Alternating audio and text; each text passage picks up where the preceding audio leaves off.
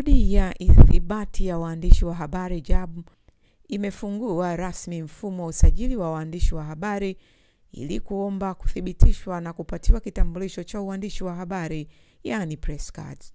Mfumo huo wa kujisajili kwa njia ya mtandao unamhitaji kila mwandishi aliyekidhi vigezo kwa mujibu wa sheria ya huduma ya vyombo vya habari ya mwaka 2016 imkubali kiambatana na kanuni zake za mwaka 2017. Akizungumza na wahariri na waandishi wa vyombo vya habari wiki hii, mwenyekiti wa bodi hiyo Tido Mwando amesema bodi hiyo ya ithibati itaanza kutoa ithibati kwa waandishi wa habari wote kupitia mtandao na kutoa vitambulisho vya kidigitali, yani digital press cards, na maombi ya ithibati press cards yatafanyika kupitia mfumo unaoitwa Tai Habari. Ameongeza kuwa mahitaji mengine ni vyeti vya elimu vilivyoskaniwa kwa mfumo wa PDF na kuthibitishwa na mamlaka husika, kama chuo kikuu vithibitishwe na TCU, na kama vyuo vya kati basi vithibitishwe na NACTVET. Katika hili alisisitiza watakaotumia vyeti feki si tu watakuwa wamekiuka maadili ya vyombo vya habari bali pia sheria za nchi, na hapa anafafanua. Napenda nichukue fursa hii pia kuipongeza serikali kwa juhudi hii kubwa iliyofanya ya hatimaye kuanzishwa kwa chombo hiki cha bodi hii ya ithibati kwa waandishi wa habari. Kutokana na ongezeko kubwa la idadi ya vyombo vya habari nchini, kumekuwa pia na ongezeko kubwa la idadi ya waandishi wa habari wanaofanya kazi katika vyombo vya habari, jambo ambalo linahitaji usimamizi wa kitaaluma na kuhakikisha waandishi wa habari wanafanya kazi kufuatia maadili ya taaluma yao. Hivyo serikali ilitambua umuhimu wa kuwa na sheria inayosimamia sekta ya habari na kukuza weledi, na kwa mantiki hiyo kuanzisha kwa bodi hii ya ithibati ilianzishwa kwa kuzingatia ile ambapo tarehe 3 mwezi Machi mwaka huu wa 25 Mheshimiwa Palamagamba Kabudi, waziri wa habari, utamaduni na sheria, aliweza kuzindua bodi hii. Waziri wa habari, utamaduni, sanaa na michezo alizindua bodi hii. Bodi hii ina majukumu kadhaa yanayoainishwa kwa mujibu wa sheria. Majukumu hayo ni pamoja na kuthibitisha na kutoa vitambulisho kwa waandishi wa habari waliokidhi vigezo kwa mujibu wa sheria. Nafikiri hili ni muhimu na ambalo tunataka kulitia mkazo sana, kwamba waandishi wa habari wawe ni wale ambao wanafanya kazi baada wakiwa wamehitimu, wamesomea uandishi kwa kiasi fulani kinachohitajika ili kuwa na vigezo maalum, na hiyo ndio itakayoweza kuongeza ile ari na nia halisi ya kuhakikisha kwamba tasnia yetu sasa inayokuwa miongoni mwa professions ambazo zinastahiki, kwa sababu zina watu ambao wanafanya kazi kwa mujibu na kwa kuwa wamesomea. Kwa hiyo hilo ni muhimu sana na sisi tutatilia mkazo mkubwa katika kazi yetu hii ambayo tumekabidhiwa na serikali, ili kusimamia uzingatiaji wa maadili na taaluma ya waandishi wa habari kwa kuzingatia viwango vya kitaalamu na kukuza maadili mazuri ya viwango miongoni mwa waandishi wa habari.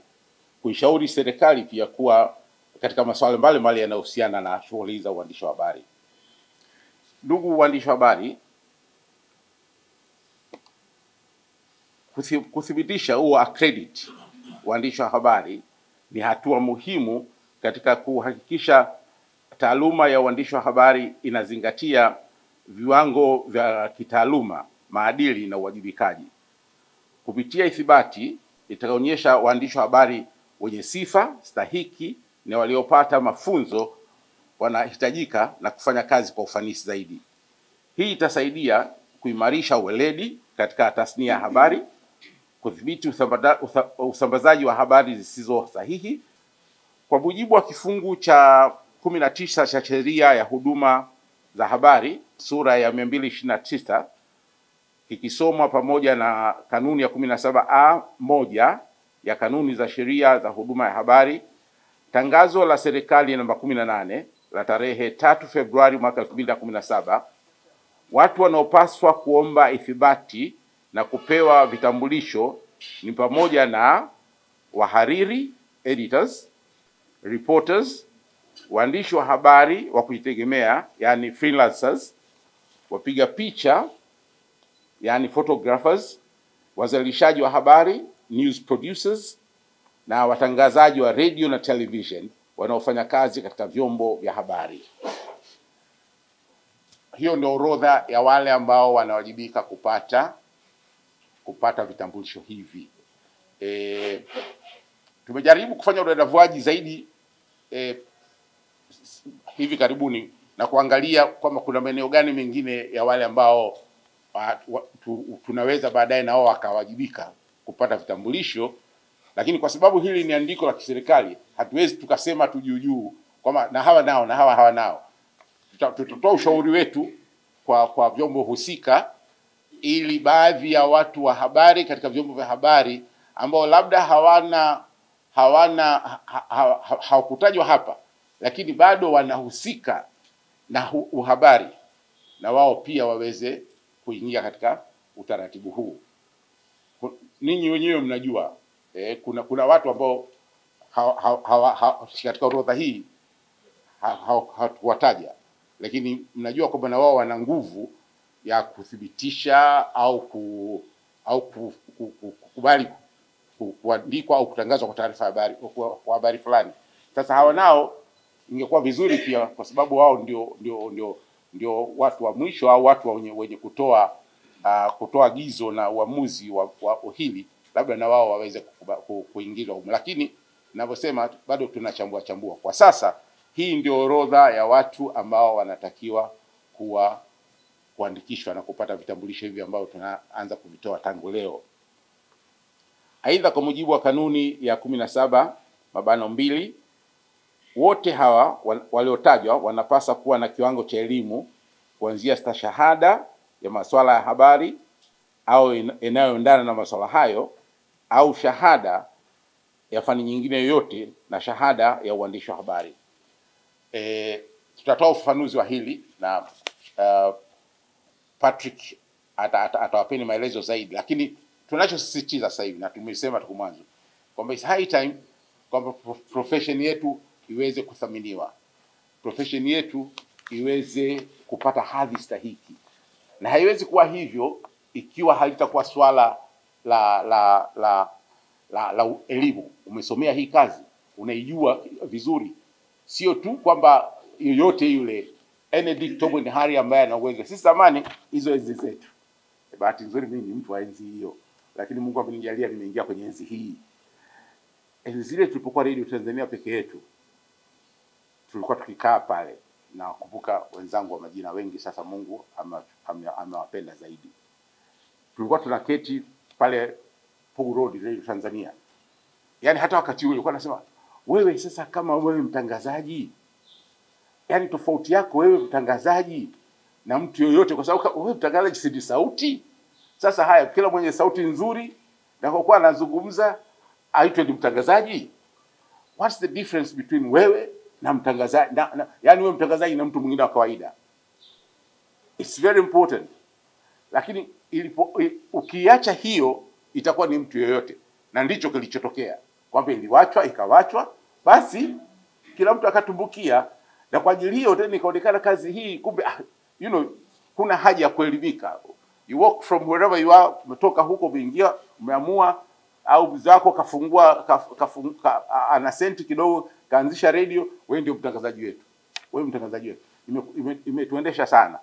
Na of course mfumo ulipobadilika kutoka kuwa na vyombo vichache vya serikali katikati ya 90 ile 95 90 ngapi, mzee Ruksa akaruhusu watu wafungue vyombo vya habari.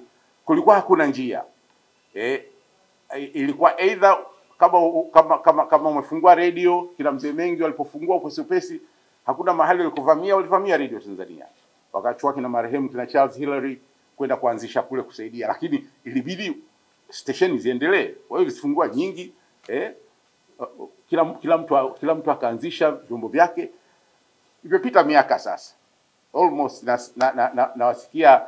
nawasikia sasa hivi watu wa Star wanaadhimisha karibu miaka 30. Kwa hiyo imepita miaka mingi. Wakati umefika sasa wa kuliacha hilo na kuweza kuingia katika utaratibu ulio sahihi. Aidha, akizungumzia mapokeo ya waandishi wa habari kwa mfumo huo, mwandishi mwandamizi na mwenyekiti wa TAMWA Joyce Shebe amesema hatua hiyo ni njema na imekuja kuimarisha taaluma hii, hivyo waandishi tuiunge mkono. Mimi kwangu ni taarifa njema kwa sababu si kitu kipya, tulianza kukisikia na mpaka bodi imeundwa, na leo hii bodi imekuja kutuhakikishia kwamba usajili unaanza rasmi leo. Kwa hiyo nadhani waandishi wa habari tukubali, tusiwe negative, tusipokee yani kama kitu kibaya au kwa kuhuzunika, badala yake tukipokee positively, ili mwisho wa siku tuweze kutimiza wajibu wetu, lakini wakati huo bodi na yenyewe itimize wajibu wake kwetu. Kwa nini? Kwa sababu ni ukweli usiopingika kwamba taaluma yetu kwa sasa hivi imevamiwa. Watu wengi wanafanya journalism, tunaita citizen journalism, kwa maana ya kwamba mtu yoyote mwenye simu ambayo anaweza akapiga picha, anaweza akaposti, anageuka kuwa mwandishi. Lakini kama hiyo haitoshi, kwenye vyombo vya habari baadhi kuna watu ambao hawana ABC za uandishi wa habari na utangazaji. Kwa hiyo ni vizuri watu wote tukakaa kwenye mstari, ambao walipewa muda wa miaka 5 mpaka sasa hivi tunasema ni miaka 8, kwamba warudi wakajifunze angalau ABC za uandishi wa habari. Hawajafanya hivyo, basi huu ni wakati mwingine tena wa kufanya hivyo, kwa sababu hii bodi haina msalie mtume, na tumeambiwa hapa mtu atakayejaribu kuweka vyeti feki kwenye mtandao, kwenye system wakati wa kujisajili, basi atakutana na lungu la sheria, kwa sababu hii bodi ina mamlaka ya kushtaki.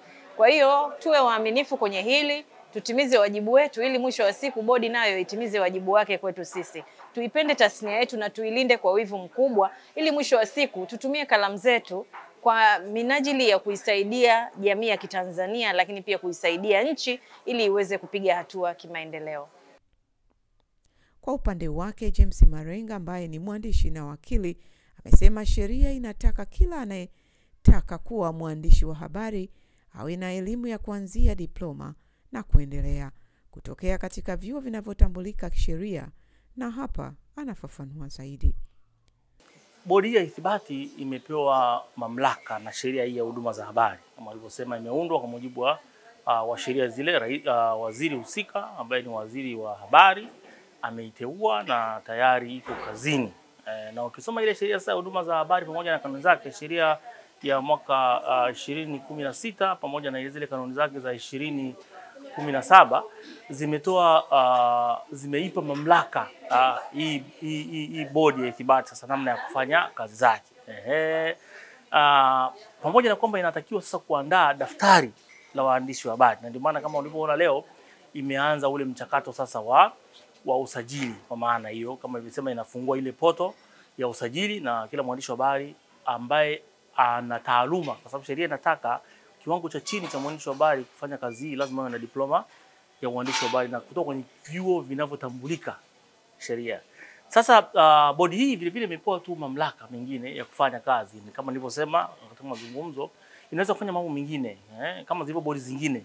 Mnafahamu bodi ya wahasibu, mnafahamu wanakuwa na mitihani yao, sawa? Lakini wanasheria, mawakili, unaenda kwenye shule kuu ya sheria, unafanya mitihani. Umesoma ile miaka yako 4 ya kwanza, lakini unaenda tena mwaka mwingine wa shule kuu ya sheria na unafanya mitihani na mpaka ufaulu, ndipo utaomba sasa jaji mkuu kuingiza katika ile role ya mawakili. Sasa nimesema bodi hii imeanza kwa njia nafuu sana. Nimeona tu wenyewe tayari wameshatengeneza ile wavuti ambao waandishi wa habari wataingia. Najua waandishi wa habari wamesoma, wengi wana degree, wengine wana diploma.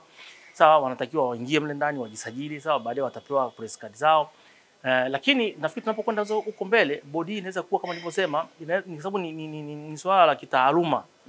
Sheria ya huduma za habari ilipokuja kutengenezwa, lengo lake kubwa ilikuwa ni kutambua uandishi wa habari kama taaluma.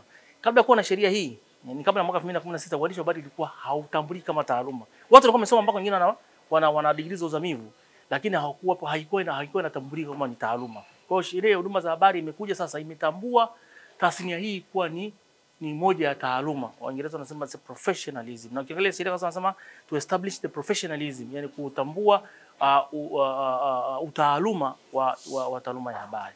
Kwa hiyo najua baadaye wanaweza kuja kutengeneza sasa hiyo na sheria na kusoma sheria na vile wajibu wa bodi hii mojawapo ni kuhakikisha kwamba inapandisha hadhi ya uandishi wa habari. Ukisoma kwenye vifungu vya sheria imeelekeza namna hiyo. Bodi hii itahakikisha inapandisha. Kwa hiyo nategemea kusema unaposema utapandisha viwango vya taaluma, maana yake ni pamoja na kuangalia kwamba wanaoingia kwenye taaluma hii je, wameiva kiasi gani na utawajuaje? Lazima uwapime. Kwa hiyo nasema kwamba baadaye naweza kuwa na mitihani ya upimaji. Hasa wanaomaliza zile taaluma zao watakuja bodi itawapima kabla ya kuwapatia ile ithibati au kwa ajili ya kuwapatia hizo kadi za uandishi wa habari. Akijibu maswali ya waandishi wa habari kuhusiana na watu walio kwenye tasnia bila kuwa na vyeti vya elimu ya uandishi wa habari, kaimu mkurugenzi mkuu wa bodi hiyo, wakili Patrick Kipangula, amesema sheria ilitoa muda wa miaka 5 kwa watu waliokuwa hawana sifa ili wakasome na kutimiza vigezo vya kisheria, na hata muda huo ulipokwisha, waziri mwenye dhamana aliongeza muda wake wa mwaka 1, na kwamba tangu kuongeza kwa mwaka 1 huo ni miaka 2 imeshapita na kufanya jumla ya miaka 8, na hivyo hakutakuwa na muda wa nyongeza tena. Sat Media, Belinda Simtand.